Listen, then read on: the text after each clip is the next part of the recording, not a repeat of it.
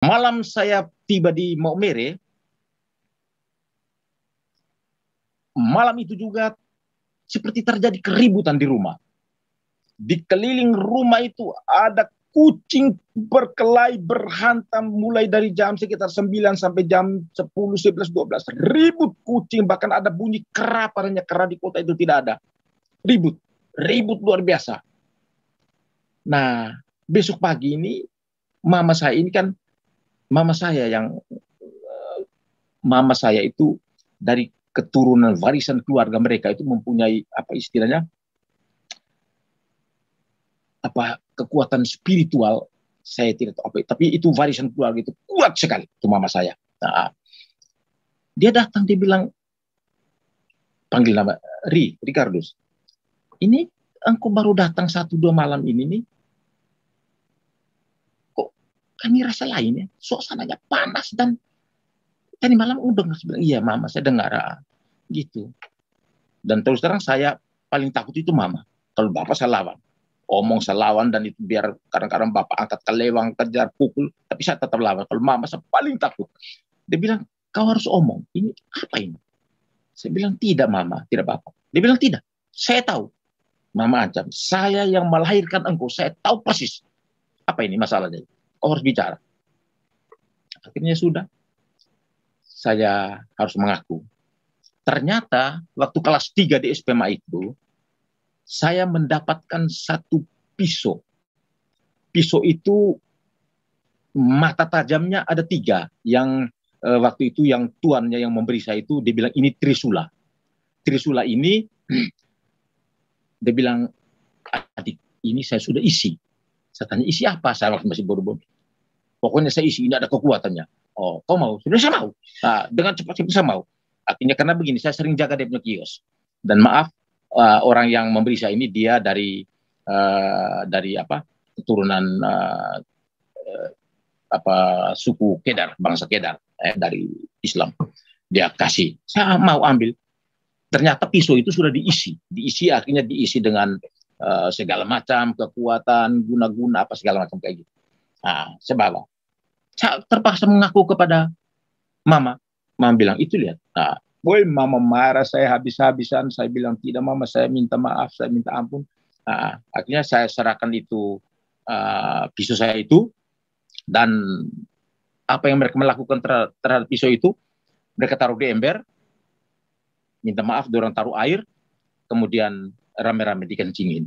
Karena kepercayaan kami kalau barang yang sudah apa namanya disembayang atau ditaruh kekuatan guna-guna apa segala macam, dia akan hilang kembali kalau kena air kencing, jadi dikencing rame-rame. Seperti kayak gitu. Ya saya tenang-tenang saja, saya bilang ya tidak apa-apa. Akhirnya saya dikirim ke sana, berangkatlah ke sana. Saya sekolah di sana. Nah, pada saat di SPMA ini, jujur tingkat kejahatan saya sudah bukan lagi kenakalan yang biasa-biasa, tapi sudah, aduh, jahat luar biasa. Sampai berkali-kali ribut dengan guru, mau berkelahi dengan guru,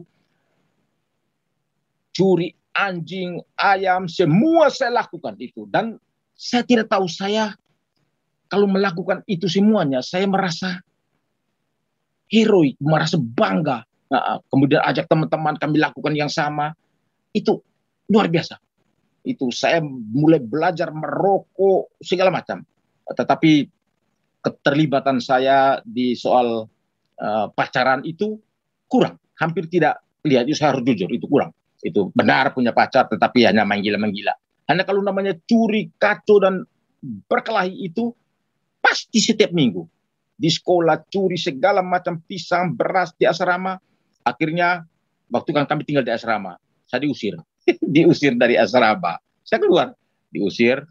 Saya keluar dari asrama, saya tinggal dengan satu keluarga di seberang kali waktu itu. Tinggal dan itu. Tapi tetap saya lanjutkan sekolah. Saya lanjutkan sekolah. Sampai saya tamat sekolah, ya baik, nilainya baik, nah gitu. Itu juga heran ya.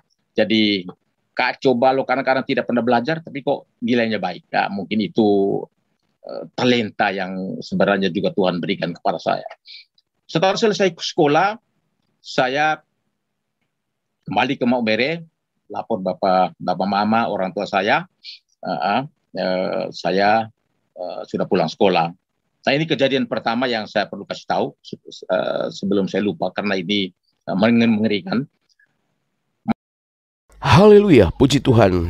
Salam sejahtera dalam kasih Tuhan kita Yesus Kristus. Kesaksian kali ini datang dari Indonesia Timur.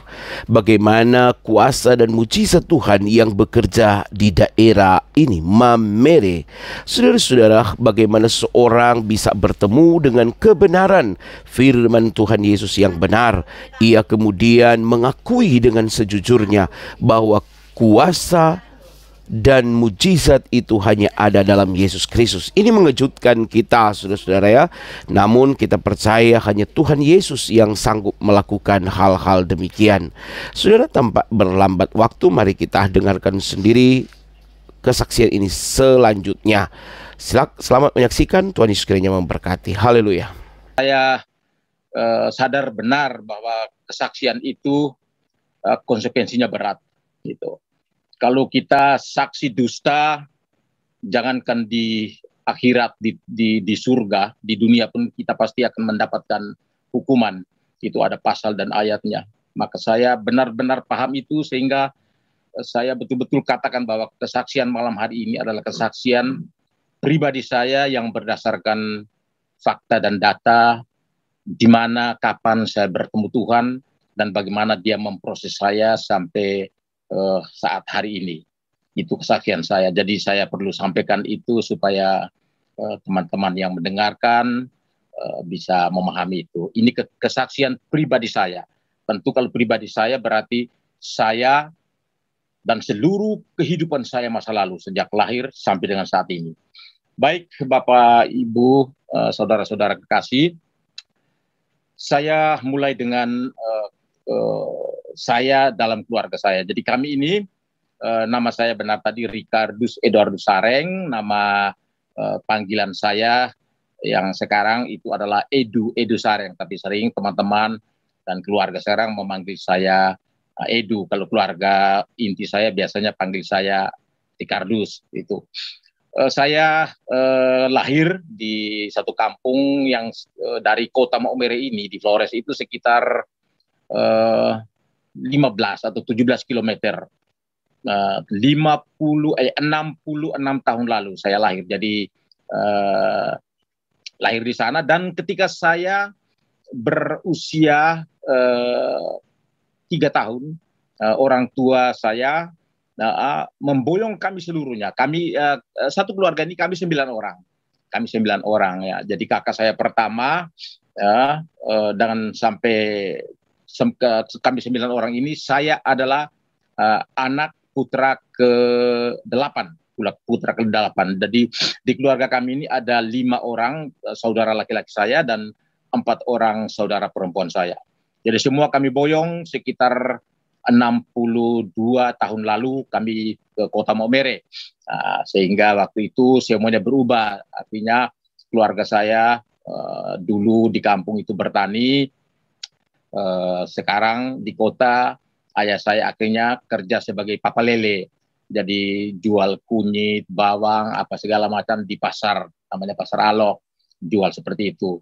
Nah, kayak gitu. Jadi saya tumbuh besar di kota Maumere. Tentu waktu itu kota itu juga masih mungkin sekarang dengan sama desa sekarang. Waktu itu belum ada jalan raya juga di kota waktu itu, belum ada aspal. Saya tumbuh berkembang di kota itu. Saya sering bertanya kepada orang tua alasan mengapa kami pindah, dan mama saya sering menyampaikan dan juga orang tua saya bahwa kehidupan di kampung itu betul-betul keras. Jadi kampung kami itu namanya kampung Geak. Itu seluruh orang di Kabupaten Sikain orang tahu. Orangnya sangat keras di sana, karakternya keras, dan tukang berkelahi, judi dan pokoknya segala macam kekerasan ada di kampung kami. Dan Bapak itu salah satu tokoh di kampung itu juga yang sering terlibat dengan perkelahian, judi, segala macam seperti itu. Jadi Bapak putuskan waktu itu kami turun ke kota.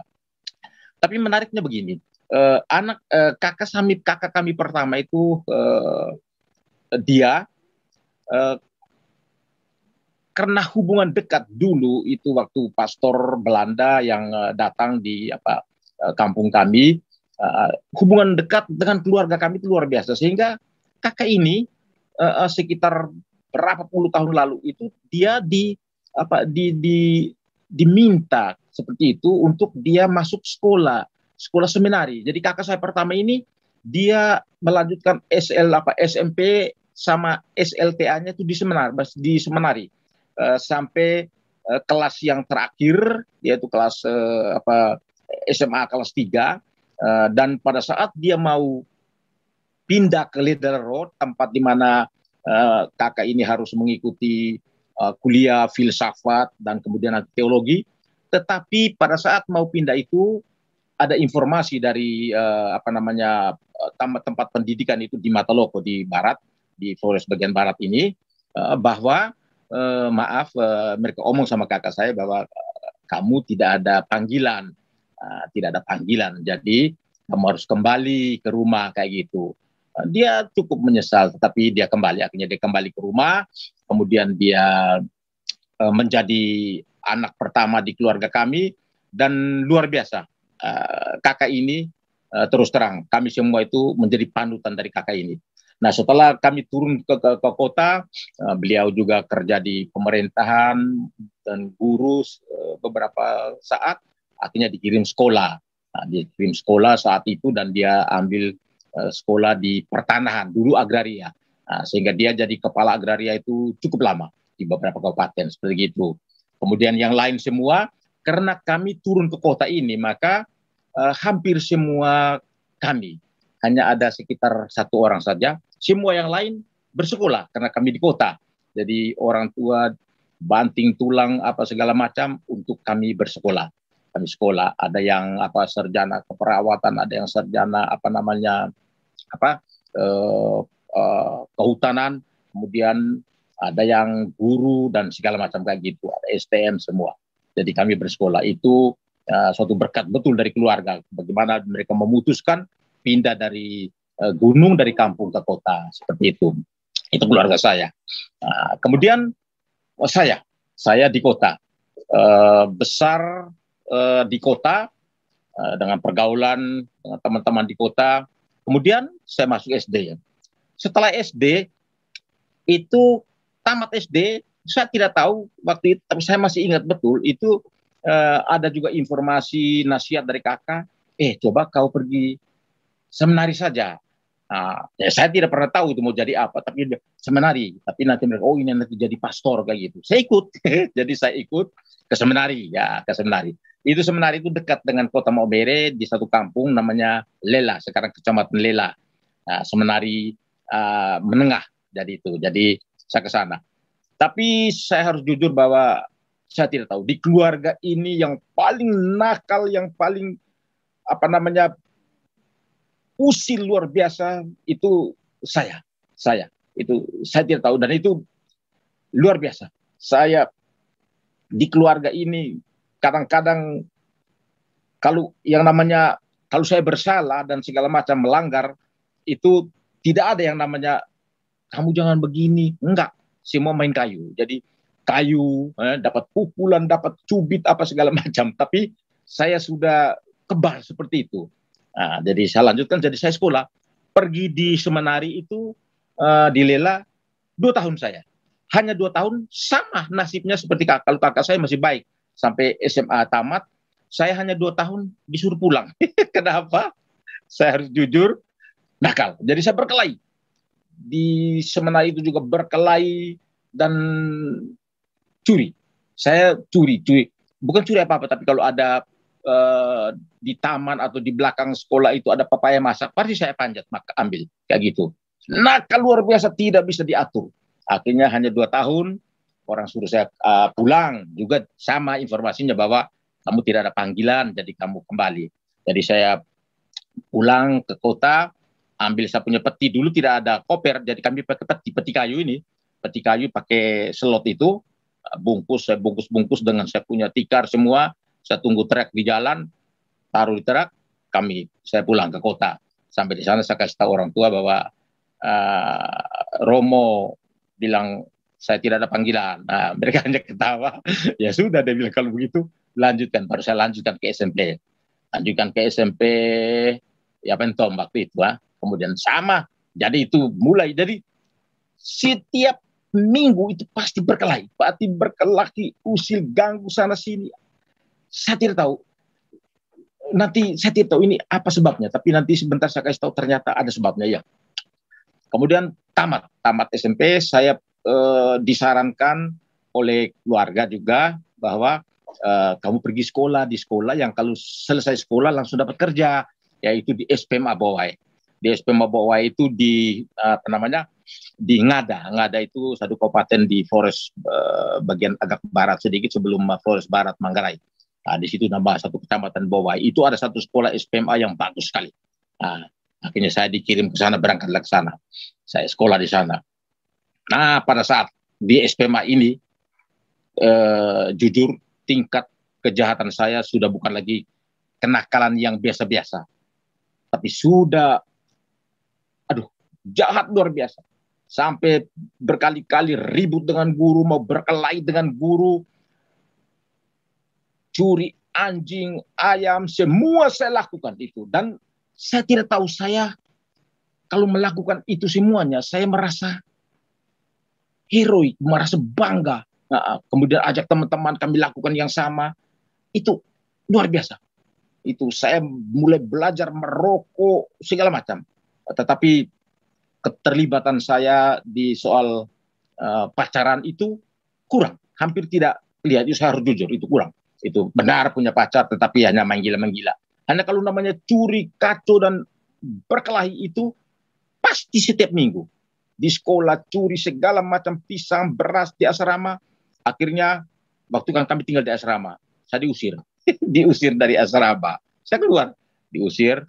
Saya keluar dari asrama, saya tinggal dengan satu keluarga di seberang kali waktu itu. Tinggal dan itu. Tapi tetap saya lanjutkan sekolah. Sampai saya tamat sekolah, ya baik, nilainya baik, ya gitu. Itu juga heran ya. Jadi coba lo kadang-kadang tidak pernah belajar, tapi kok nilainya baik. Ya, mungkin itu talenta yang sebenarnya juga Tuhan berikan kepada saya. Setelah selesai sekolah, saya kembali ke Maumere, lapor bapak mama, orang tua saya. Saya sudah pulang sekolah. Nah, ini kejadian pertama yang saya perlu kasih tahu sebelum saya lupa, karena ini mengerikan. Malam saya tiba di Maumere, malam itu juga seperti terjadi keributan di rumah. Di keliling rumah itu ada kucing berkelahi, berhantam mulai dari jam sekitar 9 sampai jam 10, 11, 12. Ribut kucing, bahkan ada bunyi kera, padahal kera di kota itu tidak ada. Ribut luar biasa. Nah, besok pagi ini mama saya itu dari keturunan warisan keluarga mereka itu mempunyai apa istilahnya, kekuatan spiritual, saya tidak tahu apa, tapi itu warisan keluarga itu kuat sekali, itu mama saya. Nah, dia datang, dia bilang, panggil nama Ricardus, ini engkau baru datang 1-2 malam ini nih, kok kami rasa lain ya, suasananya panas, dan tadi malam udah bilang, iya mama saya dengar gitu. Dan terus terang saya paling takut itu mama. Kalau bapak saya lawan, omong saya lawan, dan itu biar kadang-kadang bapak angkat kelewang, kejar, pukul, tapi saya tetap lawan. Kalau mama saya paling takut. Dia bilang, kau harus omong, ini apa ini? Saya bilang, tidak mama, tidak bapak. Dia bilang, tidak, saya tahu. Mama ancam, saya yang melahirkan engkau, saya tahu persis apa ini masalahnya. Kau harus bicara. Akhirnya sudah, saya harus mengaku. Ternyata waktu kelas 3 di SPMA itu, saya mendapatkan satu pisau. Pisau itu mata tajamnya ada 3. Yang waktu itu yang tuannya yang memberi saya itu, dia bilang ini Trisula. Trisula ini, dia bilang, adik, ini saya sudah isi. Saya tanya, isi apa? Saya waktu masih bodoh-bodoh. Pokoknya saya isi, ini ada kekuatannya. Oh, kau mau? Sudah, saya mau. Nah, dengan cepat-cepat saya mau. Artinya karena begini, saya sering jaga dia punya kios. Dan maaf, orang yang memberi saya ini dia dari apa keturunan apa suku Kedar, bangsa Kedar, dari Islam. Dia kasih, saya mau ambil. Ternyata pisau itu sudah diisi akhirnya diisi dengan segala macam kekuatan, guna-guna apa segala macam kayak gitu. Nah, saya bawa. Saya terpaksa mengaku kepada mama. Mama bilang, itu lihat. Nah, boy, mama marah saya habis-habisan. Saya bilang, tidak mama, saya minta maaf, saya minta ampun. Nah, akhirnya saya serahkan itu pisau saya itu.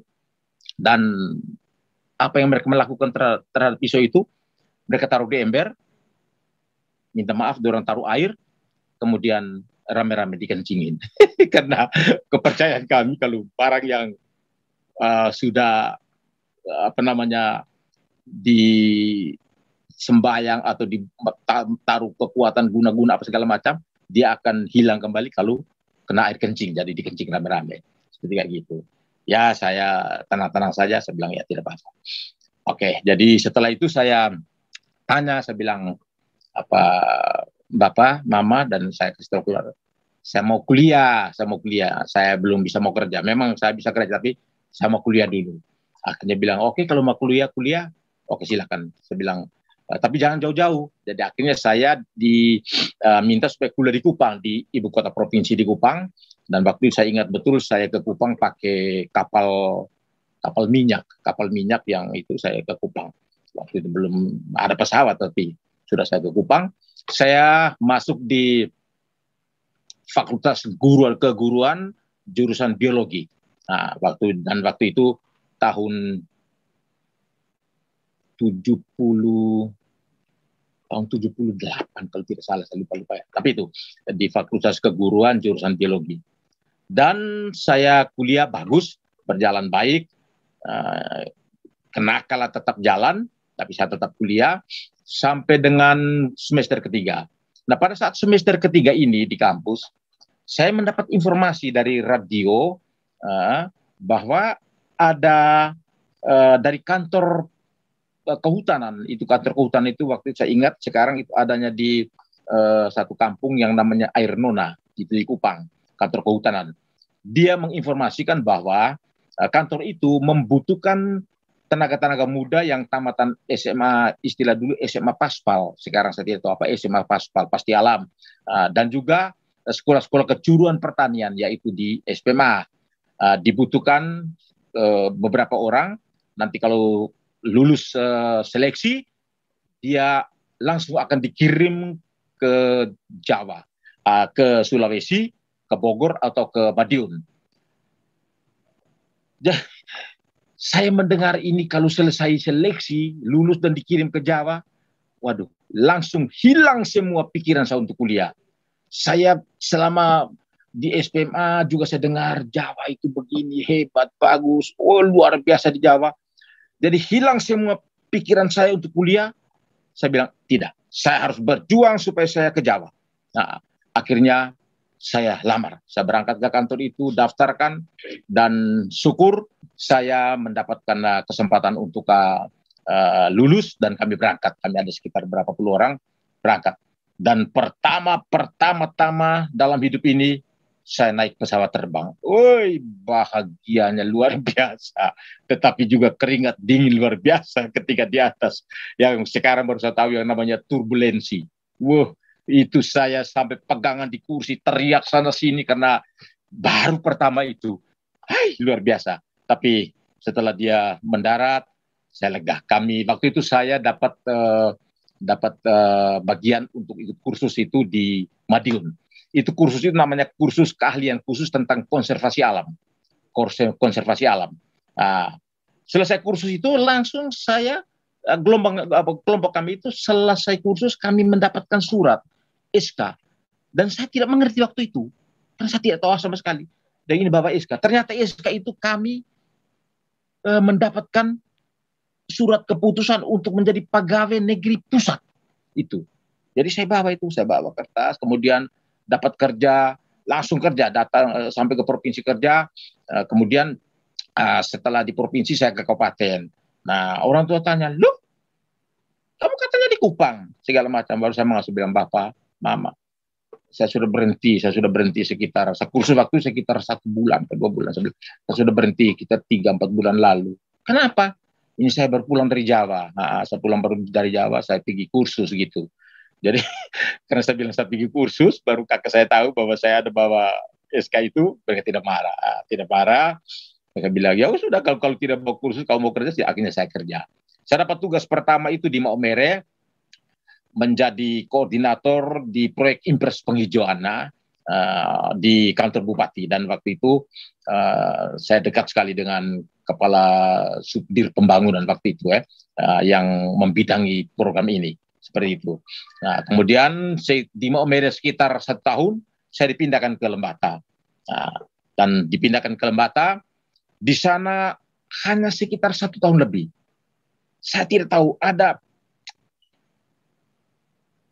saya kadang-kadang bingung. Ribut di Lembata juga kacau balau, ribut dengan segala macam. Aduh, kadang-kadang saya ingat ini saya baku ribut dengan ada seorang anggota polisi dari Maumere sekitar berapa puluh tahun lalu itu, dan saya digiring ke polsek di sana, dihantamin beberapa kali, kemudian saya disuruh pulang kayak gitu. Ribut terus. Nah, pada saat saya di Lembata itu ada kejadian istilahnya tanah patah itu di satu desa namanya Vaiteba. Itu tanah itu patah sekitar 1 desa lebih itu dan menghilangkan semua. Kadang-kadang jadi kebun kelapa itu bisa bergeser pindah kena goncangan tanah itu patah itu. Dan itu luar biasa kasus waktu besar. Nah, akhirnya saya tidak tahu kenapa saya malas. Jadi malas sudah mulai bekerja. Saya pulang. Jadi saya tinggalkan pekerjaan pegawai negeri, saya pulang ke Maumere. Saya kasih tahu kepada Bapak Mama, saya bilang, saya sudah malas kerja di sana dengan segala macam alasan gitu. Saya terus terang saya juga banyak bohong kepada orang tua begini. Jadi kamu kalau begitu mau kemana kamu? Sudah pegawai negeri, sudah kerja, sudah baik-baik. Saya bilang tidak, saya mau pergi merantau, tapi saya mau juga sebenarnya mau sekolah. Hai, kamu mau sekolah kemana? Saya bilang, saya ada teman-teman saya banyak sekali yang lulusan seperti kami di SPM Bawah ini, mereka sekolah di Jawa Tengah, yaitu di Semarang. Ada satu sekolah yang namanya Farming, itu sekolah kejuruan pertanian polivalen di Farming di Jawa Tengah. Itu banyak teman-teman dari SPM itu banyak yang di Maumere dan di NTT ini sekolah di sana. Jadi saya mau ke sana. Aduh, akhirnya sudah. Jadi karena sayang dengan saya, tapi sebenarnya mereka juga gondok karena saya begitu menyusahkan orang tua. Padahal terus terang untuk saya sekolah juga sulit orang tua sangat sulit karena ayah saya tetap papa lele. Jadi di pasar itu ada tempat dia punya macam bukan lapak tuh kios, tapi dia taruh tikar, kemudian dia jual bawang merah, bawang putih, ada banyak hal-hal kayak gitu, ada rokok, ada pemantik, semua kayak gitu. Dia bilang, sudah kalau kamu berangkat jalan aja, yang penting sekolah baik-baik. Berangkatlah. Saya ke Semarang ya. Jadi saya ke Semarang berangkat pakai kapal laut sampai di sana dengan bertemu teman-teman semua, dan saya kenal waktu itu karena senior saya yang di sekolah SPMA dan juga di Farming itu banyak teman-teman kita. Akhirnya saya tes, lulus, dan setelah lulus itu saya mulai kuliah. Nah, di sini baru sudah mulai. Luar biasa. Saya terus terang tingkat kejahatan itu. Jadi kuliah hanya mungkin 1 minggu ini kuliah mungkin 1 hari 2 hari tidak jelas, mulai ribut juga. Dan zaman waktu itu ketika tahun 83, 84, 85 itu zaman di Jawa Tengah itu dikenal dengan, pasti semua orang tahu, itu gerakan waktu itu Gali, gabungan anak liar. Itu luar biasa berandalnya di Jawa Tengah, di Jogja, Solo, Klaten, Surakarta. Aduh, itu luar biasa. Itu kacau, ribut, dan gila. Orang persoalan sedikit, orang berkelahi, tusuk sana sini, dan saya terlibat di situ. Artinya bukan terlibat tapi saya menikmati itu dan terlibat. terlibat di dalam berbagai macam kegiatan, di perkelahian apa segala macam. Tetap saya sekolah, dan jatuh bangun saya tetap sekolah, seperti itu. Itu pengalaman saya di sana. Kemudian sampai di tingkat 2, ya, waktu itu sebenarnya saya harus flashback tingkat pertama. Tingkat pertama itu saya juga mengenal seorang gadis yang juga sekolah di situ. Dia saya kenal, dan ya jatuh hati. Saya jatuh hati dengan dia. Akhirnya kita pacaran, tapi tetap kuliah. Kemudian setelah saya tingkat 2 mau selesai, ini pacar saya ini hilang dari kampus. Hai, saya bilang, dia kemana? Saya 1 hari, 2 hari, hari ketiga tidak masuk. Akhirnya saya tanya teman yang waktu itu di Semarang itu, di atas itu di Ngesrep, daerah Gombel, Karangpanas naik itu Gombel, itu mereka rumahnya di situ. Saya bilang, teman, kau dengarkah? Kau tahu ini saya punya pacar, saya omong namanya, itu kau tahu dia sekarang ada di mana? Dia bilang, dia sudah berangkat ke Jogja. Di Jogja saya jutir tahu di sana dia di mana, kayak gitu. Kenapa? Dia bilang, saya jutir tahu. Akhirnya saya betul-betul pikiran, stres.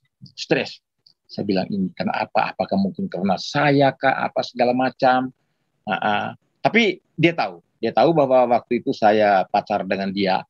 Tetapi sampai sekarang kalau ada ini, jadi saya masih banyak bergaul dengan teman-teman perempuan lain. Kadang-kadang kalau dapat uang dari orang tua, saya malah traktir perempuan lain, teman-teman lain. Ya tidak, saya tidak tahu, mungkin itu. Akhirnya saya ke rumah ini, pacar saya ini, saya ke rumah kakaknya. Saya kasih tahu, saya bilang, ini teman saya, itu Sri namanya, nama pacar Sri Supatmi, itu di mana? Dia bilang, tidak, dia sudah, katanya dia malah sudah kuliah segala macam, sekarang dia pergi di Jogja, di kampungnya. Saya ikut ke sana, saya tunjukkan kampung, karena saya waktu itu tukang jalan kemana-mana, jadi saya tahu tempat itu. Saya ke Jogja, di Kulon Progo, di satu tempat desa namanya Wates. Saya cari, saya turun bis, kemudian ada bilang angkut ke ini Kulon Progo, sampai di Kulon Progo, kemana lagi? Saya bilang, Wates di mana? Saya tanya, bilang, oh ini harus pakai andong.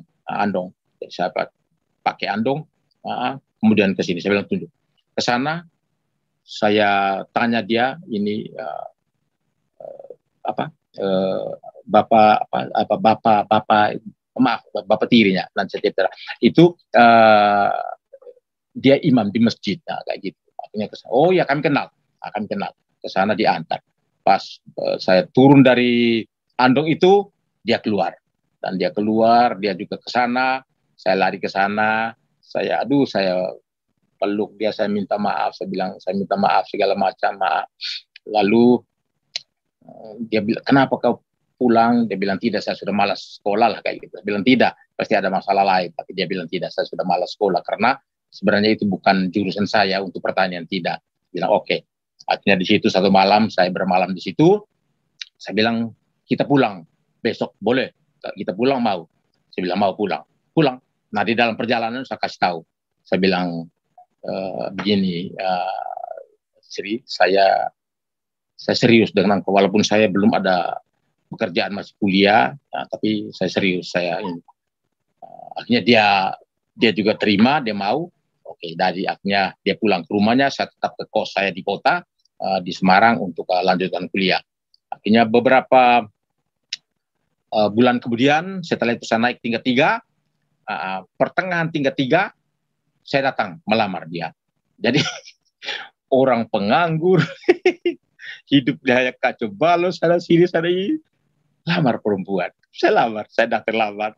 Saya kasih tahu, saya lamar di orang tuanya. Padahal orang tuanya itu, dia itu perwira, pensiunan perwira dulu. PP, tentara pelajar di Surabaya itu, dan orang dia itu bapaknya seperti itu. Jadi saya datang melamar, omong dan segala macam itu dengan teman-teman saya, panggil Ucup, ya bagaimana? Kamu mau? Jadi kalau kamu mau ya silakan. Dan itu terus terang.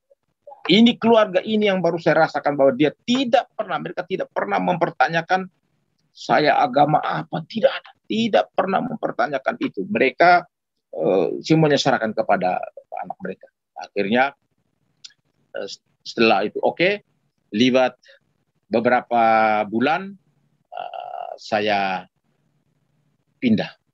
Ini jahatnya ini. Jadi nakalnya ini, liciknya pindah ke rumah pacar saya.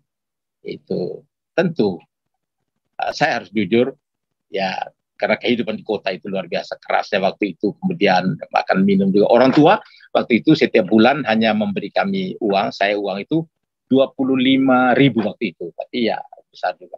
Jadi waktu pindah di di rumah pacar saya ini, di sana ya orang Jawa waktu itu bilang, teman-teman saya Olok bilang itu molimo, melu moro tua segala macam, makan gratis kayak gitu. Saya tidak peduli, saya pindah. Akhirnya saya pindah ke situ. Tidak lama kemudian kami urus nikah. Zaman waktu itu tahun 80-an itu pernikahan itu boleh pernikahan beda agama. Orang bilang kawin campur. Jadi kita nikah di catatan sipil boleh beda agama. Dengan kondisi itu akhirnya kami menikah. Saya beritahu saya punya orang tua bahwa saya mau menikah, tidak usah repot-repot urus. Saya di sini urus sendiri dengan teman-teman saya, dan ini semua sebenarnya mertua saya yang juga urus seperti gitu. Jadi setelah kami menikah habis, saya pindah ke rumah istri saya. Di sana tinggal di rumah istri saya. Kemudian untuk menutupi rasa malu karena saya tidak punya pekerjaan segala macam, waktu itu karena saya pertanian, jadi saya tanam. Di belakang rumah itu saya tanam tomat, tanam segala macam, kacang panjang kayak gitu, dan menghasilkan luar biasa bagus. Nah, itu untuk makan minum kami. Terus berjalan waktu, keributan. Jadi itu aslinya saya muncul kembali. Ada cekcok sedikit di keluarga itu dengan kakak ipar saya, ribut segala macam. Akhirnya saya bilang, sudah, saya keluar dari sini. Saya berangkat. Waktu itu saya sudah punya anak dua. Ya, jadi saya saya punya anak. Saya bilang, Mama bagaimana ikut? Dia bilang, oh tidak, saya ikut. Akhirnya dia ikut saya. Kami pergi kos lagi di dekat kantor gubernuran di Jawa Tengah itu, di satu tempat namanya Bugas. Nah itu kami kos di situ. Habis beberapa saat kemudian kehidupan semakin sulit segala macam. Kemudian teman-teman saya yang yang kami sama-sama sering melakukan kegiatan yang tidak baik, kacau balau di mana-mana itu, sering datang hubungi saya, bilang bagaimana bang, kami ini sendirian segala macam. Aduh, saya ngeri. Akhirnya saya omong sama istri saya bilang bagaimana kita pulang saja. Istri saya mau. Akhirnya kami kasih tahu keluarga, kasih tahu bapak mama saya. Kami diatur untuk pulang. Jadi waktu itu saya punya bapak mama mantu, orang tua, antar kami dari Semarang sampai ke Surabaya.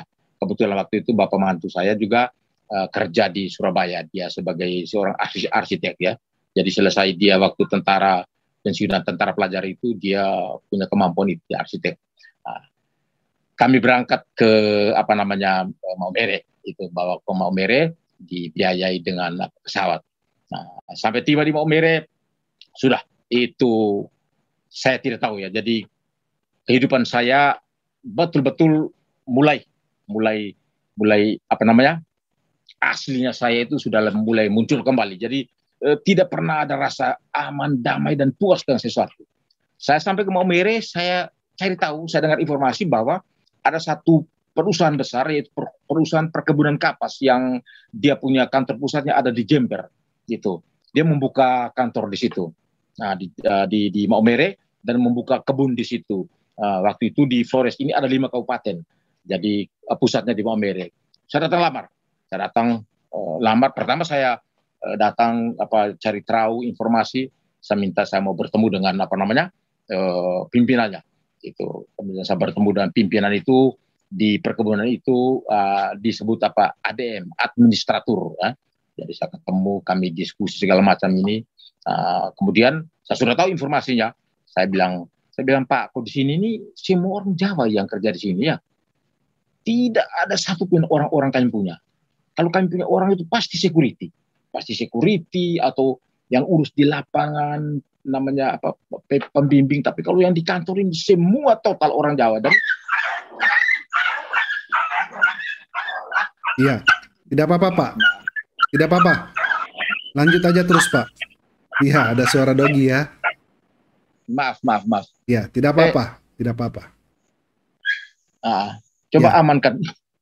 Lanjut Ya, aja jadi, Pak, tidak apa-apa. Lanjut saja Pak. Iya. Ya, jadi saya datang lamar di kantor itu. Saya lamar di kantor itu, tapi jujur saya mengancam. Oh ya sudah, saya kasih tahu dulu.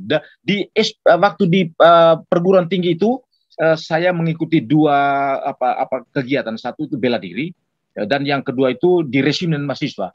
Dan di resimen mahasiswa ini saya cukup kuat, cukup maju, cukup hebat. Dan saya dilatih, dididik itu di latihan dasar sampai dan latihan suskalak itu kader itu di Kartosuro Kandang Menjangan, di markasnya Kopassus di Kandang Menjangan Kartosuro. Jadi latihan keras luar biasa, latihan luar biasa, latihan militer itu waktu itu. Dan menwa zamannya kami angkatan ketiga, empat pertama itu luar biasa. Dianggap kami ini seperti tentara, jadi di latihan sangat keras. Dan itu karakter saya, kekerasan saya itu juga mulai di situ mulai terbentuk. Tetapi ada kedisiplinan. Jadi saya datang waktu itu di kantor kembali ke Maumere itu dengan baju kaos hijau dengan celana hijau. Nah, kemudian saya kasih tahu, saya bilang begini Pak, saya tahu mungkin orang-orang kami belum ada yang banyak sarjana, tapi sudahlah itu. Saya mau kerja di kantor ini. Jadi tunggu nanti besok saya datang antar lamaran. Besok saya datang antar lamaran ke situ, saya kasih, dan saya bilang Pak jangan lama-lama Pak, ya, jangan lama-lama. Ya, beberapa hari langsung diproses. Dia bilang iya ini, tapi kan nanti kami kirim ke Jember. Iya saya bilang gampang kirim ke Jember juga, paling-paling hanya telepon apa segala macam, saya omong kayak gitu. Nah, libat 3 hari saya datang cek, bagaimana Pak? Saya bilang Pak sudah ada jawaban belum? Saya bilang jangan lama-lama. Saya terus terang saya punya ijazah, saya sarjana muda di pertanian, jadi artinya secara qualified saya juga punya hak untuk bekerja di sini. Ini kantor ini ada di kota saya di Flores ini. Nah, seperti kayak gitu. Akhirnya hanya 1 minggu lebih datang SK dari kantor pusat dengan SK harian tetap. Jadi ada harian lepas, harian tetap. Jadi proyek Kapas itu adalah BUMN. BUMN Kapas yang ada di Jember, tetapi dia membuka kebun di Maumere. Jadi saya kerja. Kemudian setelah saya dapat itu sudah senang, saya mulai kerja aktif terus segala macam itu. Tetap sifat nakal saya berandal tetap jalan, tetapi saya jaga diri betul supaya kerja baik segala macam itu. Kemudian tidak lama, mungkin sekitar 3 bulan, 6 bulan. Saya bilang ini kalau saya harian tetap begini bagaimana Pak? Bisakah? Mungkin diproses bagaimana lah, karena saya orang satu. Jadi gini, waktu itu sarjana muda satu-satunya yang pertanian, yang spesialis juga di pertanian itu di kantor itu hanya saya sendiri. Akhirnya saya, oke kami proses. 6 bulan saya mendapat SK baru, yaitu SK pegawai tetap yang BUMN dengan pangkat saya lupa pangkat, tapi cukup tinggi gitu, dengan pangkat dan sudah pegawai tetap, pegawai BUMN tetap, pegawai pusat, nah gitu. Akhirnya saya senang jalani pekerjaan segala macam kayak gitu. Terus 1 tahun lewat, saya mendapat informasi dari kantor di situ, pimpinan kami, bahwa ada yang mau dipromosikan ke Australia untuk ikut kursus kursus yang waktu itu namanya CDU, Cotton Development Unit, jadi unit pengembangan kapas di Australia. Saya bilang, saya ikut. Nah, jadi syaratnya bisa bahasa Inggris dan beberapa syarat yang lain. Jadi saya ikut. Nah, saya ikut. Kemudian setelah saya ini ternyata saya tidak lulus. Padahal informasi sebelumnya itu kemungkinan besar saya tidak lulus. Dan yang lulus itu orang lain. Akhirnya saya putus asa dan ribut. Waktu itu saya ribut besar di kantor. Akhirnya saya keluar. Jadi saya keluar lagi dari pegawai pusat pegawai BUMN. Kemudian setelah saya keluar itu, saya singkat cerita, saya luntang-lantung di luar. Saya mulai dengan membentuk yang namanya LSM. Jadi saya bekerja dulu di satu yayasan. Kemudian di yayasan itu saya pelajari bagaimana orang bekerja di yayasan LSM. Sama, di LSM itu juga sama. Hanya sekitar 1 tahun, ribut lagi dengan pimpinan segala macam. Saya juga keluar dari LSM besar itu. Dan karena saya pengalaman di LSM, waktu itu saya mulai dan bentuk LSM. Saya bentuk LSM, kemudian saya ajak beberapa teman saya, kami sama-sama di LSM. Kami mulai bergerak. Kami cari dana segala macam untuk bekerja, mendampingi masyarakat. Jadi kami ke desa-desa mencari dan mempelajari isu-isu masyarakat seperti apa. Kemudian kami pelajari, kami lakukan pendidikan apa segala macam untuk membuat mereka mampu untuk bagaimana berjuang, mempertahankan hidup mereka, berjuang untuk mempertahankan hak mereka segala macam itu. Khususnya lebih banyak kepada persoalan hukum, persoalan HAM, dan keadilan berbagai macam hal. Seperti itu kerja saya. Dan terus terang di LSM ini saya cukup maju. Saya cukup maju berkembang. Nah, kemudian saya juga beberapa tahun waktu itu sekitar tahun 9 sudah sampai kita tahun 93, 94. Nah, saya juga melakukan lobby dan saya juga dipercaya menjadi Direktur Wahli NTT. Kami juga sama-sama dengan teman-teman kami dirikan LBH, kami dirikan forum-forum untuk menjadi alat perjuangan kami untuk kepentingan masyarakat. Jadi waktu itu saya bukan bekerja lagi di Maumere, tapi di seluruh Flores, bahkan seluruh NTT. Nah, pada saat saya Direktur Wali ini, baru berbagai macam hal terjadi. Dan waktu terus terang, kegiatan saya waktu itu terus terang. Jadi kalau orang dengar nama saya, pasti ini jurusannya adalah demo. Jadi kalau kami melakukan kegiatan untuk di masyarakat, mengorganisir masyarakat, ujung-ujungnya pasti demo.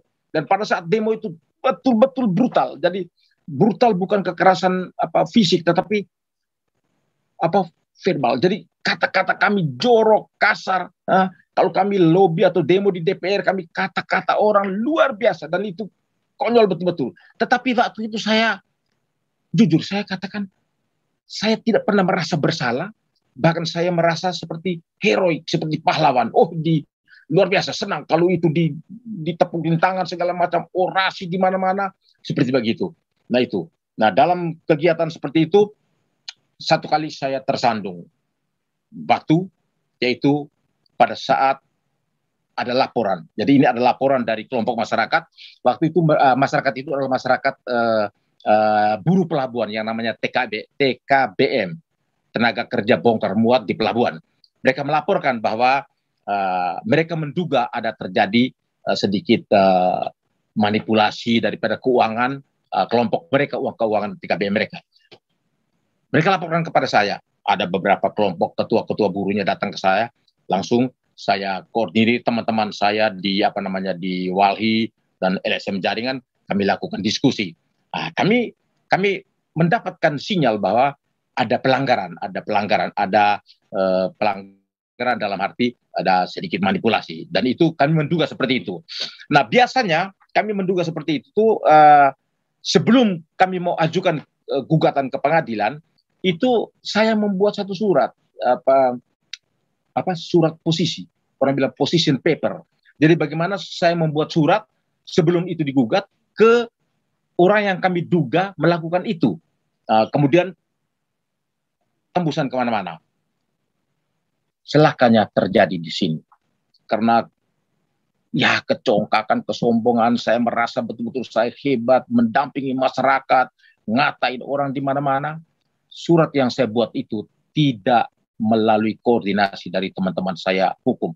Banyak junior-junior saya itu di LBH, saya buat sendiri. Langsung saya kirim. Kemudian saya kirim ke orang yang saya kirim ke sana.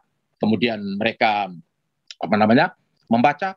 Ternyata dari surat itu saya diancam melakukan perbuatan tidak menyenangkan. Akhirnya persoalan pokok yang kami mau ajukan itu hilang. Sekarang saya digugat, dilaporkan ke polisi. Akhirnya singkat cerita sidang pertama itu saya dapat dukungan dari buruh segala macam kayak gitu. Lama-lama sidang, mungkin bulan ke-7-8 sudah tidak ada lagi orang. Yang mendampingi saya hanya istri saya. Sudah semua pergi. Saya tetap di sidang. Nah, pada saat terakhir ini yang luar biasa. Pada saat terakhir itu saya membacakan istilahnya eksepsi saya terakhir itu. Saya kasih tahu kepada tim pengacara saya bilang tidak, itu saya buat sendiri. Nah, waktu saya buat sendiri. Nah, eksepsi saya ini hanya 1 lembar, tapi saya tidak baca, saya pegang, saya omong bebas. Saya omong bilang saya ini berjuang untuk kepentingan masyarakat sana sini tapi kok kenapa hanya persoalan ini saya digugat, saya sekarang disidangkan segala macam, saya marah. Terakhir pada saat eksepsi saya itu saya katakan apa? Tapi Bapak Hakim dan juga Bapak Jaksa dengar, saya tidak percaya terhadap pengadilan ini. Saya tidak percaya terhadap pengadilan ini. Oleh karena itu, maka saya akan ajukan persoalan saya ini kepada Hakim Agung saya. Hakim Agung saya namanya Tuhan Yesus. Langsung saya jatuh air mata, saya menangis, kemudian saya pulang. Selesai sidang, mereka diam semua, saya kembali. Bulan depan, sidang terakhir untuk mendengarkan putusan pengadilan. Akhirnya saya diputus hukuman penjara 6 bulan, tetapi tidak melaksanakan hukuman itu. Artinya gini, penjara 6 bulan tetapi tahanan luar, tidak dalam kurungan. Saya bilang syukur. Akhirnya saya ini. Singkat cerita, ternyata benar. 6 bulan selesai setelah saya menjalani hukuman di luar itu, saya mendapatkan penganugerahan. Jadi penganugerahan dari Jakarta saya dapat surat, itu satu penganugerahan yang namanya ASEAN The Best Executive Award. Ada sebuah penghargaan. Saya dapatkan penghargaan itu. Kemudian saya ke Jakarta dan saya pulang. Teman-teman sambut di airport segala macam, sudah ada buat misa syukur segala macam acara. Dan pada waktu yang sama, pihak sebelah saya tidak perlu omongkan, tidak etis, itu juga mendapat ganjaran dan luar biasa sakitnya, luar biasa itu. Saya tidak tahu apakah ini, karena waktu saya juga masih di dunia hitam, tapi kenapa ini terjadi, itu saya tidak tahu. Saya serahkan ini kepada Tuhan, ketika gitu. Langsung terus perjalanan hidup saya terus seperti itu. Akhirnya saya juga banyak hal saya lakukan. Tetap saya setelah selesai itu saya juga bekerja terus. Kemudian ada satu hal yang lebih sangat itu juga sangat membuat saya sebenarnya jatuh, tetapi saya tetap merasa bangga, yaitu kami bersama jaringan kami melakukan perlawanan terhadap satu perusahaan. Perusahaan itu adalah dia perusahaan membuat pemeliharaan kerang di laut, dan dia membuat base camp-nya di pantai. Nah, base camp ini menurut masyarakat adat di situ adalah tanah mereka, tanah di mana mereka sering melakukan upacara adat seperti kayak gitu. Nah, akhirnya kami studi, kami lakukan riset segala macam itu, kami membuat perlawanan, kami diskusi. Masyarakat melawan. Jadi masyarakat melakukan perlawanan itu sangat keras. Yaitu mereka bakar itu base camp dan semua mereka rusak. Mereka merusak itu apa usaha itu. Kemudian usaha itu akhirnya gagal bubar, tetapi masyarakat diajukan ke pengadilan dan 2 orang masuk penjara, kepala desanya dengan salah satu lagi, saya dan teman-teman tetap selamat. Itu persoalannya. Jadi kadang-kadang kami begitu lincah, begitu lihai untuk menyelamatkan diri. Masyarakat yang waktu itu yang kami dampingi, mereka masuk penjara. terus perjalanan terus, akhirnya saya juga sudah mulai kurang aktivitas di di LSM. Saya mulai ahli lakukan kegiatan-kegiatan di ekonomi, yaitu di multi level terus, dan juga beberapa kegiatan lain gitu. Jadi sudah mulai kurang di kegiatan saya di LSM. Nah, 7-8 tahun lalu, saya itu sekitar 6 tahun lalu, saya mendapat informasi lagi satu dari kawan bahwa teman, saya dapat informasi ini, ada kesempatan untuk kita mendapatkan uang besar di Jakarta.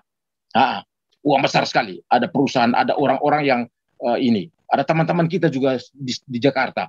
Nah, saya mendapat informasi uang besar ini karena saya dulu hobinya saya itu mencari uang untuk kepentingan gerakan di masyarakat. Saya bilang, benarkah? Dia bilang benar. Nah, akhirnya dihubungkan saya dan orang-orang itu. Saya bilang, bisakah kita undang mereka datang ke sini supaya untuk pembuktian? Akhirnya mereka datang. Tapi herannya, pada saat mereka datang ke Maumere, semua biaya mereka pulang balik pesawat itu kami yang tanggung. Jadi saya yang tanggung.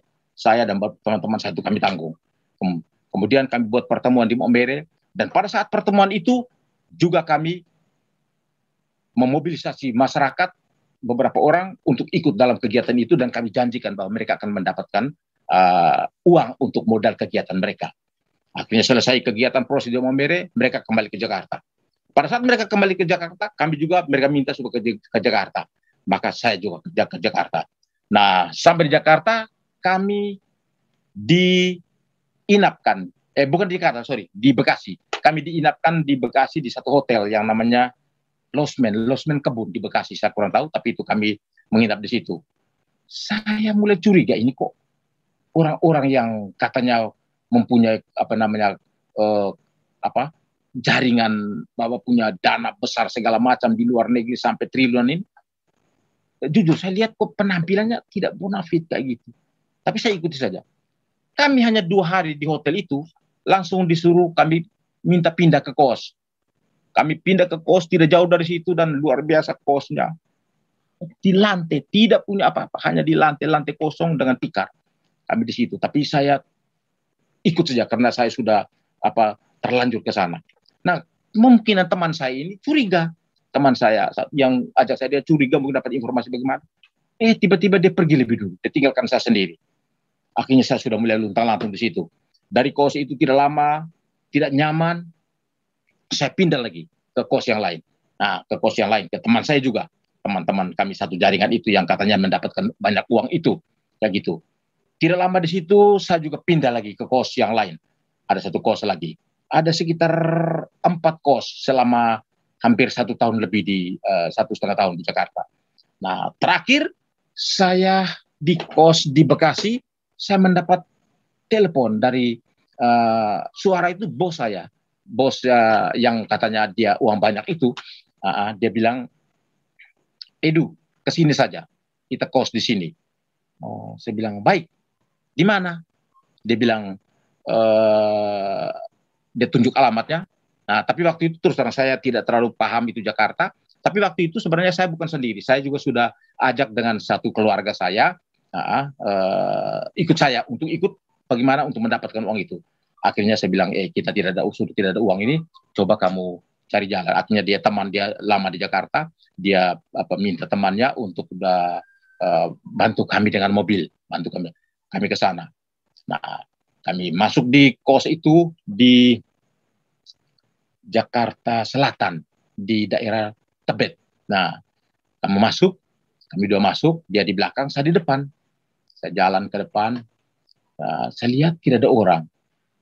Saya mau tanya orang yang tadi telepon saya itu juga, saya pikir ya sudah. Tapi alamat itu benar. Saya masuk sampai di depan kos, saya lihat ke dalam, saya perhatikan ada di situ, samping di situ ada beberapa security dan tidak ada orang. Nah, lalu saya tiba-tiba kayak toleh ke kiri, sahabat. Ya, ke kiri. Saya toleh ke kiri. Saya lihat di atas almari besar sekali Tapi almari itu tempat orang simpan itu buku-buku bekas apa segala macam, ada gombal kayak untuk macam sudah sampah lah. Saya lihat. Nah saya perhatikan di atas, kan lemari besar tapi biasanya di depan ada mejanya sama aja. Saya perhatikan di meja itu, loh, saya ini buku ini sepertinya saya kenal.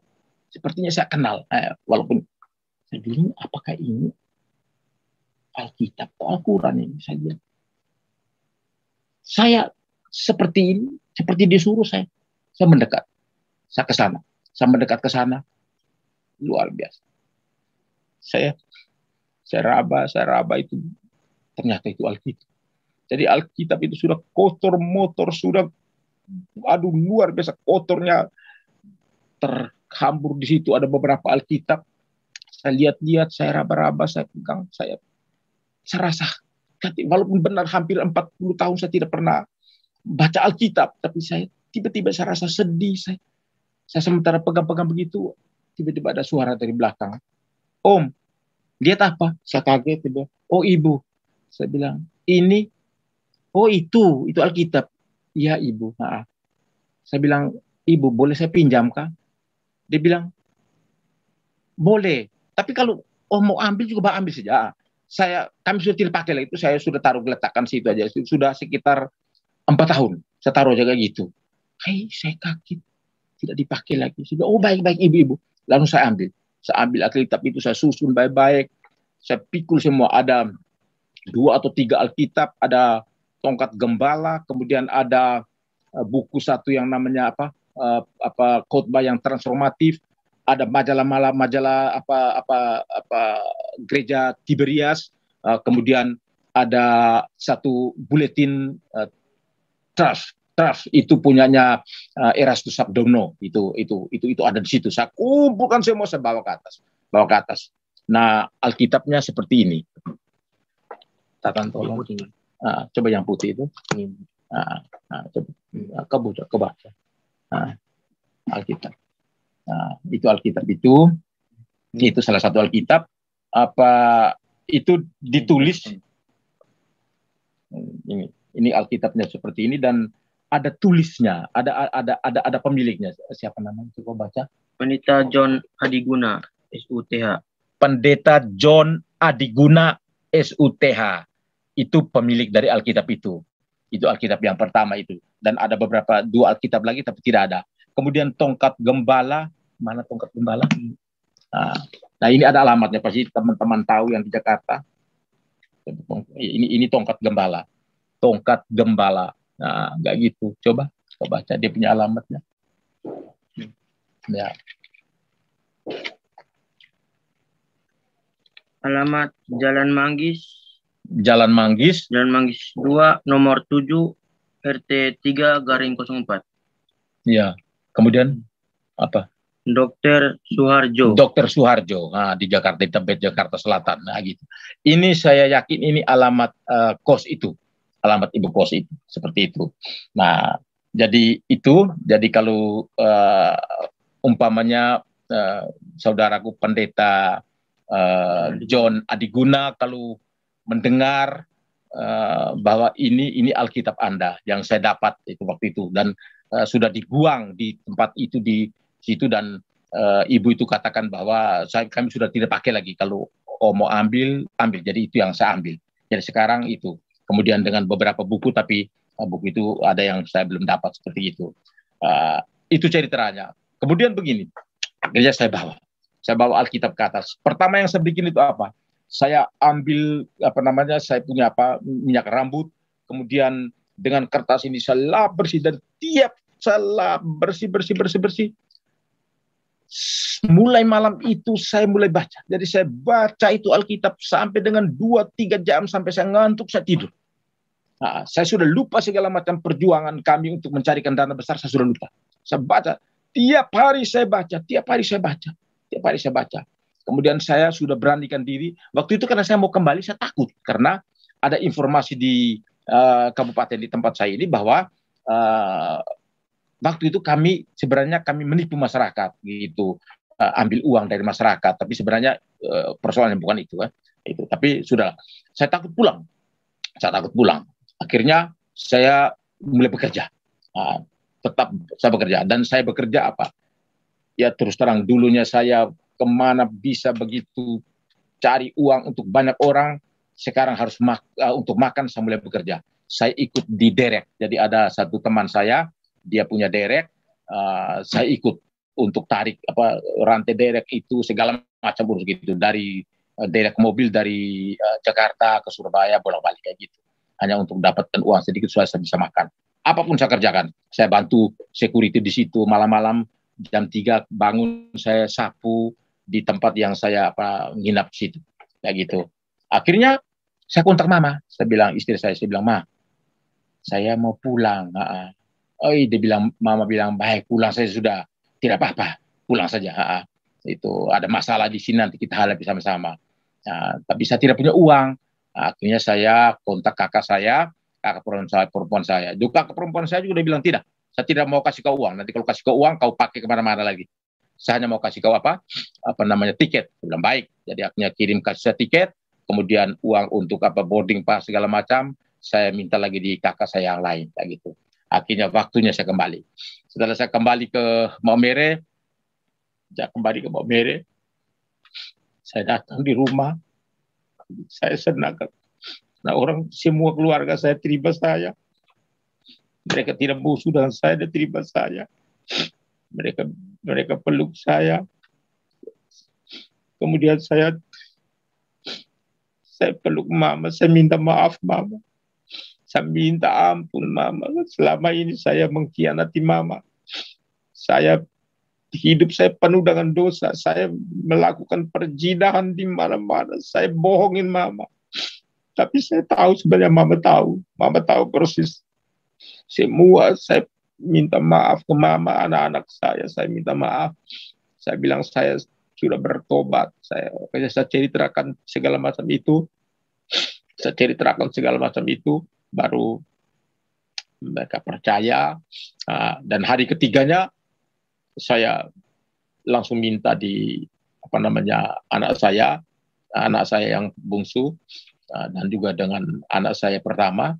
Anak saya pertama ini sebenarnya saya ceritakan, mereka anak saya pertama dan kedua ini, sebenarnya mereka ini mengenal Tuhan sudah lama. Pada saat mereka sekolah di Bali, itu mereka sudah dibaptis lama. Mereka ikut satu gereja yang namanya Morning Star International, MSC di Bali.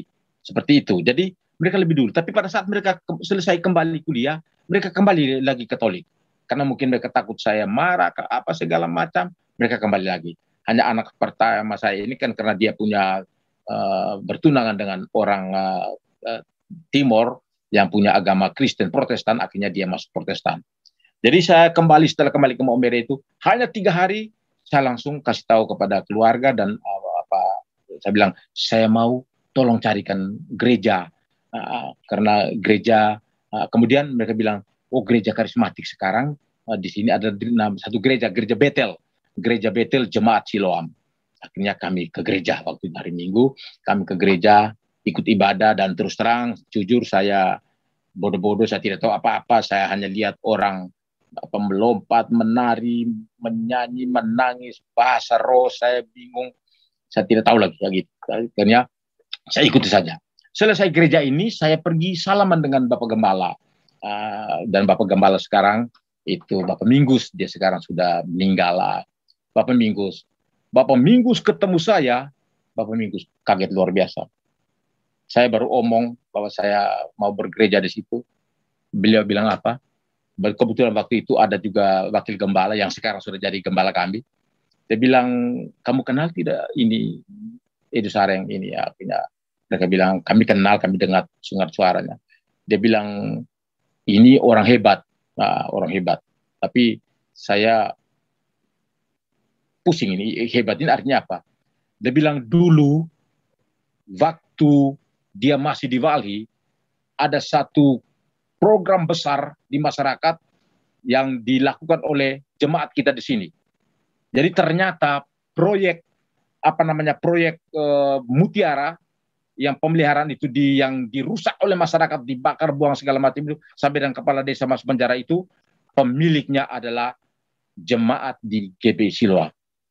Dia bilang ini lihat dulu, dan dia ceritakan bagaimana saya kata-katain waktu kami dengar pendapat dengan DPR segala macam. Pokoknya dia cerita semua. Saya duduk diam saja. Saya bilang, tapi Bapak itu dulu ya, saya hanya ceritakan itu masa lalu, ya gitu. Akhirnya, tapi sekarang ternyata orang yang memiliki itu adalah orang di jemaat itu. Saya bilang, sudah, saya kembali ke situ. Terus saya ikuti ibadah terus dengan anak-anak saya, liwat beberapa bulan kemudian kami semua ikut semua, karena sebenarnya anak-anak saya sudah lebih dulu mereka baptis seperti yang Tuhan Yesus dulu tunjukkan kepada kita, seperti itu. Kemudian istri saya hampir 1 tahun baru ikut, dan semua kami sekarang sudah semua sudah Kristen, sudah dibaptis semua. Dalam perjalanan ini, setelah saya 1 tahun di Maumere, masuk ke tahun kedua, yaitu tahun 2019, 2020. Saya total buta. Benar, saya sakit gula memang benar. Tetapi selama saya di Jakarta dan waktu sebelumnya, tidak apa-apa, mata saya baik-baik saja. Saya buta total. Jadi mata saya sebelah kanan ini sekarang ini buta, sebelah kanan ini buta total, sebelah kiri ini sudah tidak bisa lihat jelas, hanya samar-samar saja. Kayak gitu, sehingga tiap hari saya harus pakai dengan saya pakai dengan tongkat kemana-mana. Tetapi di lahan kami ini, tempat sekitar ini saya sudah hafal, jadi saya bisa ini. Kalau saya keluar pasti dituntun, kalau ke gereja semua dituntun. Nah, kayak gitu.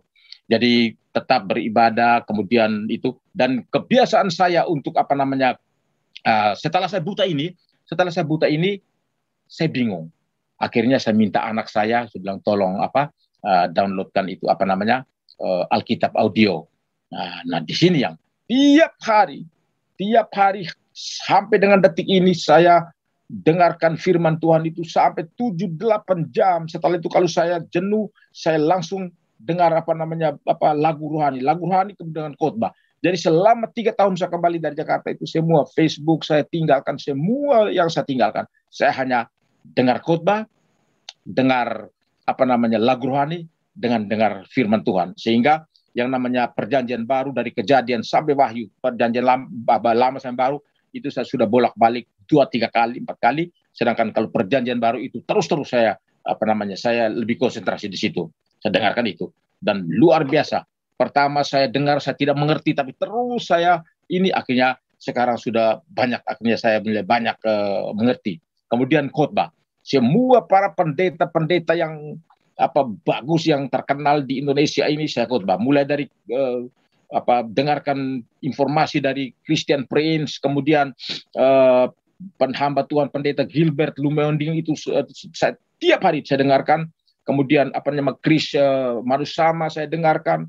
Kemudian Philip Mentova di gereja Mawar Saron saya dengarkan.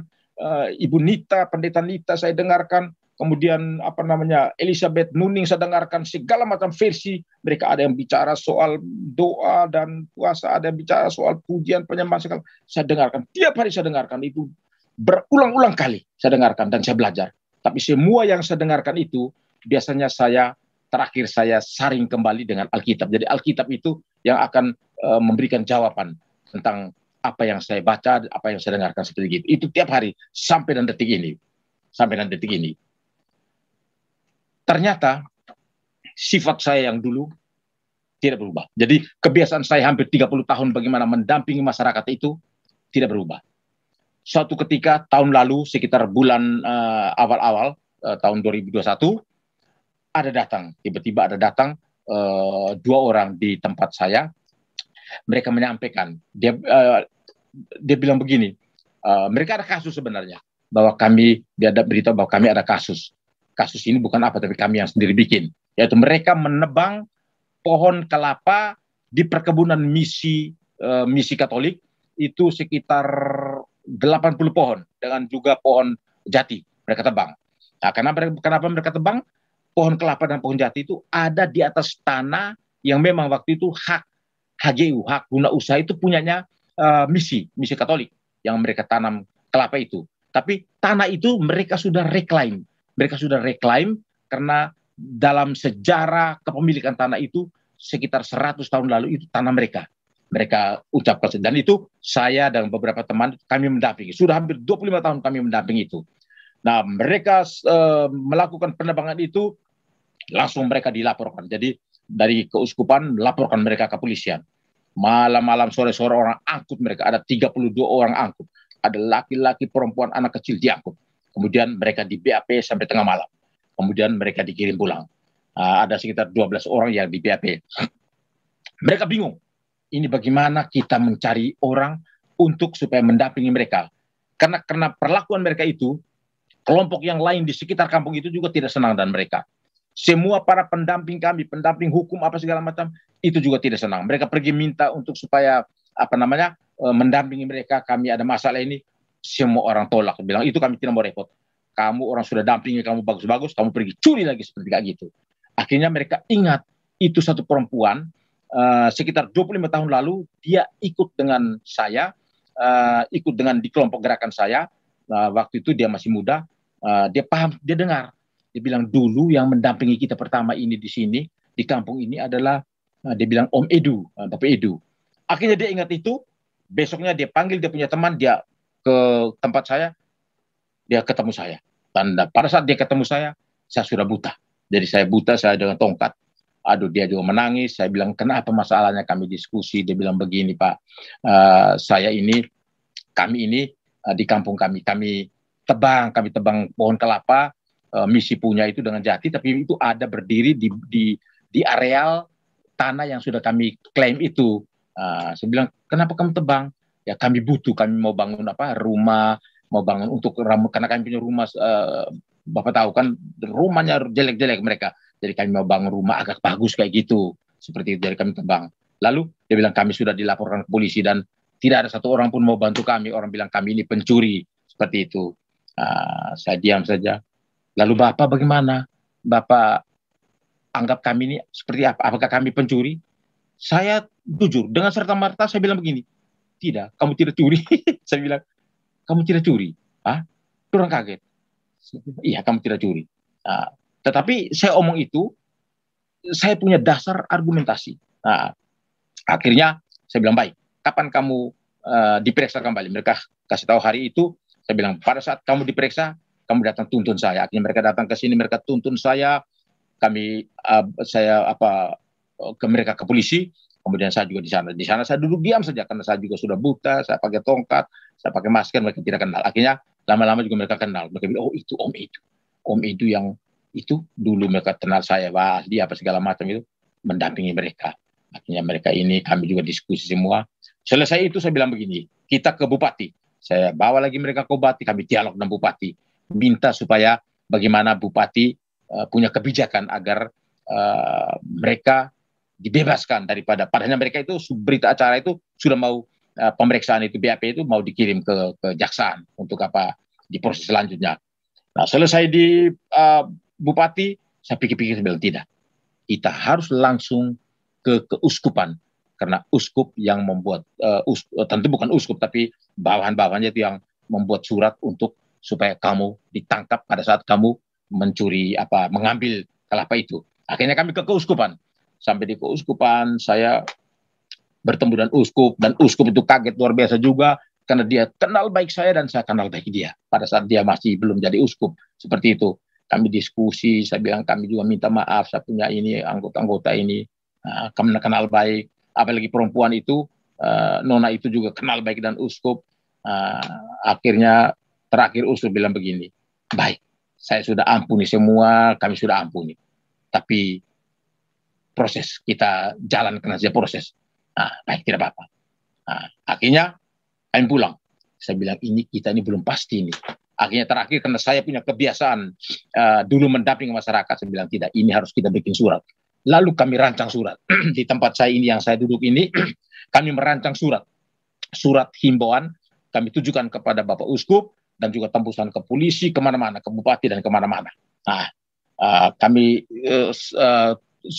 tulis bagaimana keadaan kami, mengapa kami tebang segala macam ini, dan beberapa statement yang itu bahwa seperti begini, kami yakin Bapak Uskup dengan semua jajarannya seluruh jajaran. Tidak mungkin mau memenjarakan umatnya hanya karena mereka menebang pohon kelapa untuk kepentingan mereka. Nah, seperti itu. Ada banyak-banyak itu dan kami tuh mereka tanda tangan semua, kemudian kami kirim. Alhasil sekitar 2 bulan, 3 bulan, kemudian kasus ini ditutup. Jadi kasus ini ditutup dan sampai sekarang ini. Hanya saat itu mereka punya sensor dan beberapa itu ditahan di polisi. Saya bilang itu sudahlah beres. Akhirnya kasus ini ditutup dan sekarang mereka sudah bebas. Mereka sudah kembali ke kampung mereka masing-masing. Jadi seperti itu Bapak Ibu sekalian, pengalaman hidup saya. Satu hal lagi, ini penting sekali. Pada saat waktu saya sudah tidak terlalu aktif lagi di LSM, tempat yang sekarang kami tinggal ini pernah kami jadikan tempat, ya kalau mau bilang kafe. Tapi kafe itu jujur itu hanyalah sebuah kamuflase. Sebenarnya itu tempat untuk perzinahan, tempat luar biasa. Dan kami bangun kafe itu kerjasama dengan satu orang lagi di luar, langsung kami datangkan untuk minta maaf ya ladies yang menemani orang minum di kafe. Itu kita datangkan dari Sulawesi, dari Jawa, segala macam itu, sekitar belasan orang datang kayak gitu. Dan kami hidup dari situ. Kita merasa nyaman dan sepertinya tidak pernah merasa bersalah. Akhirnya 1 tahun kemudian ribut, ada kacau balau ribut, mulai dari terjadi perkelahian di situ. Saya bilang, ini bahaya, ini luar biasa, kacau balau, orang mabuk segala macam. Akhirnya saya tutup. Saya sepakat dengan istri dan keluarga, kami tutup. Nah, setelah tutup habis, tempat kamar-kamar yang dulu sebenarnya itu kami pakai untuk kepentingan pertemuan rakyat pada saat dulu sebelum itu masih ada. Akhirnya kamar itu tetap kami sewakan. Jadi saya harus jujur, tetap kami sewakan untuk tempat orang selingkuh apa segala macam di situ. Itu. Dan itu tetap bertahan terus sekitar beberapa tahun lalu. Dan pergumulan kami setelah kami betul-betul sudah bertobat di dalam jalan kebenaran firman Tuhan ini, menjadi pengikut Tuhan Yesus yang benar, walaupun kami masih bertumbuh, kami bergumul terus, akhirnya kami putuskan. Saya bilang mama dan semua anak-anak saya bilang, kita harus tutup ini. Kita betul-betul bimbang dan ragu atas bagaimana kita makan minum. Karena praktis saya tidak punya pekerjaan sama sekali. Kami total tidak punya pekerjaan sama sekali. Seperti waktu saya kembali itu. Kemudian anak-anak saya yang kedua juga dia sudah pindah ke Pastori karena dia tinggal di Pastori. Suaminya juga ada pengurus di sana, WL juga pengurus tim musik di Pastori itu. Kemudian anak saya pertama juga dia privat, jadi tiap hari dia keliling, dia privat, ya dia penghasilannya baik juga, tetapi dia ada kredit motor 1 dan tiap bulan dia harus bayar besar, jadi sangat sulit. Itu yang membuat kami akhirnya karena keyakinan kami juga tiap hari bergumul, berdoa. Saya bilang tutup, akhirnya kami tutup. Dan pada saat kami tutup itu praktis kami tidak punya apa-apa lagi. kami tidak punya apa-apa lagi. Tapi inilah luar biasa. Ini luar biasa. Kami tiap hari kami hidup dengan doa.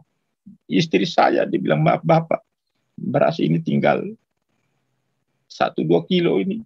Bagaimana? Saya bilang kita berdoa. Kami berdoa, anak-anak kami juga berdoa. Kami berdoa. Dan akhirnya dengan doa kami itu, tidak tahu siapa beritahu, semua jemaat kami tahu bahwa kami juga sudah putus, kami sudah bebaskan, itu tidak pernah kami sudah tidak terima lagi, itu kami sudah tutup semua. Itu akhirnya mulai bantuan, banyak yang bantu kami, beri beras apa segala macam, kadang-kadang bantu minyak tanah, bantu minyak goreng segala macam, mereka bantu, sabun sampai bantu seperti itu. Dan tiap hari kami berdoa sampai detik ini. Kami belum punya pekerjaan apa-apa, tapi saya harus akui kami tidak pernah kelaparan. Tiap hari kami dapat makan, pagi, siang, hari, malam, kami tidak pernah kelaparan. Datang saja berkat dari mana-mana. Ada teman saya dari Australia juga sama, dia bantu saya, dia bantu anak-anak saya sekolah, dia bantu segala macam, dia bantu untuk bagaimana mata saya harus bisa dioperasi, semua dia bantu. Itu tidak pernah ada sedikit, tidak ada kekurangan makan minum. Baru saya bilang iya benar, ya karena Tuhan omong, saya di burung pipit aja dia kasih makan tiap hari karena dia sayang, tidak pernah tanam padi apa semua, apalagi kamu manusia. Itu jadi luar biasa. Kami banyak belajar dari pergumulan kami. Sekarang kami masih tetap bergumul. Kami masih tetap bergumul, tetap menjalani hidup ini, tapi terus terang, iman, keyakinan kami sudah tumbuh dan sudah mulai jadi pohon, tapi pohon ini masih muda. Masih muda dan kami tetap rawat. Kami rawat dengan beribadah, kami rawat dengan doa, puji-pujian, syukur. Kami rawat dengan puasa. Saya juga sering puasa, kadang-kadang 100 hari puasa, satu hari hanya makan satu kali. Pagi jam 6 saya makan, besok pagi jam 6 saya makan lagi. Itu 100 hari saya puasa. Kemudian saya juga pernah 2-3 bulan lalu, saya puasa Ester 3 hari, 72 jam. Saya tidak makan, tidak minum, dan saya bertahan walaupun saya penyakit gula. Saya bertahan. Jadi saya lakukan semua itu, apa yang diperintahkan oleh Tuhan Yesus di dalam Alkitab saya lakukan. Tiap hari saya baca, saya bergumul seperti itu. Itu ada kerinduan saya banyak, ada rancangan-rancangan kehidupan saya ke depan itu banyak sekali. Seperti itu kesaksian saya, tetapi gini, saya hanya mau membuat konklusi kecil, kesimpulan kecil. Mengapa saya harus baptis ulang? Karena di Katolik dulu saya sudah dibaptis. Kayak gitu. Ini penting, ini penting. Apakah dulu orang tua saya salah pada saat saya dibawa ke pastor sekitar 66 tahun lalu untuk dibaptis? Dengan baptis di Katolik itu kita tahu namanya baptis, sama permandian, tetapi yang dilakukan itu adalah percik. Apakah orang tua salah? Atau apakah pastor yang dulu membaptis saya itu, dan tentu semua keluarga saya, apakah mereka salah? Tidak. Saya terus terang, saya saat ini berada di sini, saya tidak pada posisi untuk menyalahkan siapa-siapa. Lalu kalau saya bertanya terus ke atas, jadi apakah pimpinan gereja Roma tertinggi di Vatikan salah? Atau apakah orang-orang dulu yang pertama tahun sekitar 1700-800 tahun yang menggagas liturgi bahwa baptis itu adalah pakai percik, mereka salah? Tidak. Saya jujur, saya tulus, saya katakan saya tidak punya hak untuk menyalahkan siapa-siapa. Saya hanya melakukan hal ini, saya menyatakan apa? Saya bersaksi tentang sejarah hidup saya. Nah, sejarah hidup saya satunya adalah agama saya, karena di dalam KTP saya itu agama saya Katolik, maka saya harus ungkap itu adalah sejarah hidup saya. Saya tidak menyalahkan siapa-siapa. Kenapa? Saya menganggap semua itu dilakukan oleh para pemimpin di gereja Katolik, tentu punya dasar, tentu punya argumentasi, tentu punya pertimbangan-pertimbangan yang logis menurut mereka. Tetapi kalau saya katakan salah, itu bukan saya yang omong. Itu Tuhan Yesus yang omong. Tidak Alkitabiah. Kenapa? Karena saya juga sudah belajar Alkitab. Saya belajar berkali-kali. Seperti itu.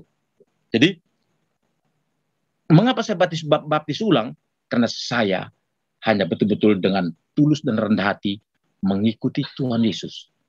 Dia Tuhan. Dia betul-betul suci dan kudus. Dia dikandung dari Roh Kudus tanpa noda. Hidupnya dia betul-betul kudus. Tetapi dia mau dibaptis.